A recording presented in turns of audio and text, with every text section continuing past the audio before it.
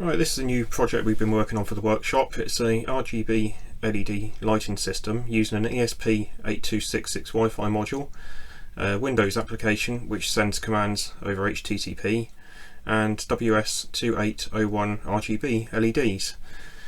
If I go to the application, you can turn on the lights and change the colour to green.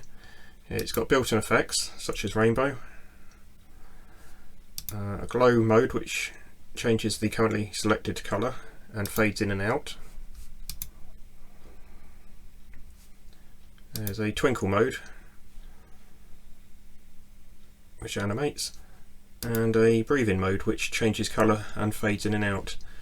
All the software on the Wi-Fi module is using the Fast LED driver library, and that has hundreds of different effects, but for this demo I've only added a few so far, but I plan to add some extras later.